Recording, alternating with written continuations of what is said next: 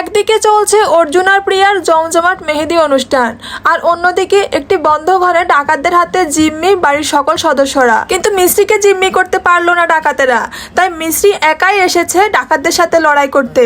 তো বন্ধুরা, মিস্ত্রি কি পারবে অর্জুনকে এবং বাড়ির সবাইকে এই ভয়ঙ্কর বিপদের হাত থেকে বাঁচাতে, নাকি ডাকাতদের হাতেই শেষ হয়ে যাবে সব? তো বন্ধুরা, কেমন আছেন সবাই? আশা করি সবাই ভালো আছেন। সো ভিউয়ার্স, নিয়ে এলাম সিঁদুরমুল্লা ধারাবাহিকের 178তম পর্বে সুন্দর একটি এক্সপ্লেনেশন। তাই মূল টপিকে ফিরে যাওয়ার আগে আপনারা যদি আমার চ্যানেলটিকে এখনো সাবস্ক্রাইব না করে থাকেন, প্লিজ নিজের বোন মনে করে চ্যানেলটিকে সাবস্ক্রাইব করে দিবেন। আর সিঁদুরমুল্লা ধারাবাহিকের আজকে 178তম পর্ব আপনারা দেখবেন। পর্বের শুরুতে আমরা দেখতে পাই অর্জুন রান্নাঘরে আসে কফি খেতে। তখন মিষ্টি অর্জুনকে বলে, অর্জুন আপনি কফি খেতে এসেছিলেন না, আমি বানিয়ে দিই। তখন অর্জুন বলে, আমার কি মনে আছে, সব তো তুমি জানো, শুধু আমার ভালোবাসাটাই অজানা থেকে গেল। তখন মিষ্টি বলে, আরে আপনি তো ভালোবাসার মানেটাই জানতে পারলেন না, না একটু বিশ্বাস করতে পারলেন। তখন অর্জুন বলে, এতদিন তুমি আমাকে অনেক কিছু বলেছ, আজ আমার ভালোবাসাটাকে মিথ্যে বলেছ। হয়তো আমি তোমাকে ভুলে যাব, কিন্তু তোমার এই কথাটা কখনোই ভুলবো না। এরপর মিষ্টি বলে, আপনি আমাকে মনেই বা রাখবেন কেন?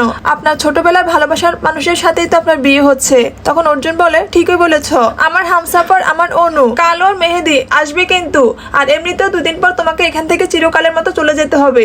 এটা বলে অর্জুন সেখান থেকে চলে যায়। আর মিষ্টি মনে মনে বলে, আমি কোথাও যাচ্ছি না অর্জুন, কারণ আমি কোনো মুসাফির বা হামসাফর নই, আমি আপনার মঞ্জিল। আর রইল মেহেদির কথা, আপনার নামের মেহেদি তো আমার হাতে লেগেই গেছে, এর রং কেউ মুছতে পারবে না, না হাতের তালু থেকে না ভাগ্য থেকে। এর পরের দৃশ্যে আমরা দেখতে পাই গান নাচ চলছে। যশোদা দেবী এবং বাড়ির অন্যান্যরা নাচ গান করতেছে আর কল্পনাকে বলতেছে নাচার জন্য, কিন্তু কল্পনা নাচে না। অন্যদিকে আমরা দেখতে পাই মিষ্টি কলে কথা বলতেছে। মিষ্টি বলতেছে, হ্যালো, আপনাদের এখানে 15 বছর আগে আশ্রমে যে মেয়েরা থাকতে এসেছিল তাদের নাম পাওয়া গেলে খুব ভালো হতো। তারপর সেই ঘরে প্রিয়া দাদি চলে আসে। এসেই দাদি বলে, তুই এ ঘরে বন্দি থাকবি, এ ঘরে তালা মেরে রাখবো। তারপর দাদি ওই ঘরে তালা মেরে নিচে চলে আসে, আর মিষ্টি তখন ওই ঘরে বন্দি অবস্থায় থাকে। তারপরের দৃশ্যে আমরা দেখতে পাই দাদি প্রিয়ার অর্জুনকে ডান্স করতে বলছে।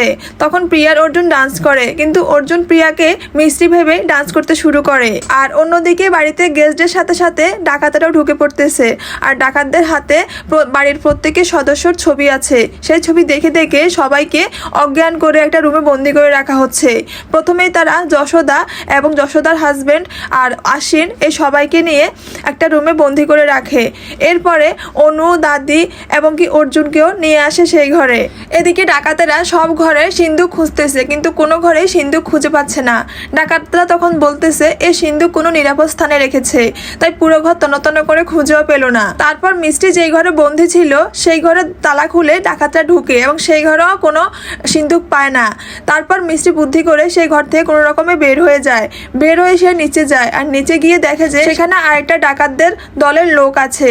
সেই দলের লোকের পিছন পিছন এসে মিষ্টি তার থেকে কোনোভাবে বন্দুক নিয়ে নেয়। এদিকে বাড়ির সবাইকে একটা ঘরে বন্দি করে রেখেছে, আর অর্জুনকেও মাথা পিস্তল ধরে বলতেছে যে বাড়ির সিন্দুক কোথায়, কোন নিরাপদ স্থানে রেখেছে সেটা বলার জন্য।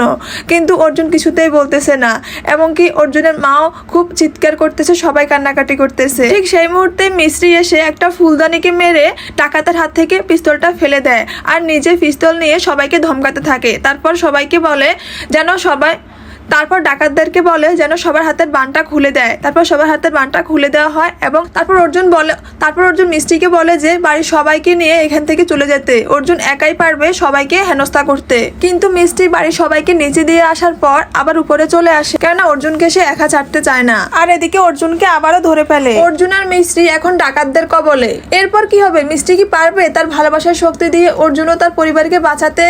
আর প্রিয়া ষড়যন্ত্র কি সফল হবে, নাকি শেষ মুহূর্তে ঘুরে যাবে খেলার মোড়?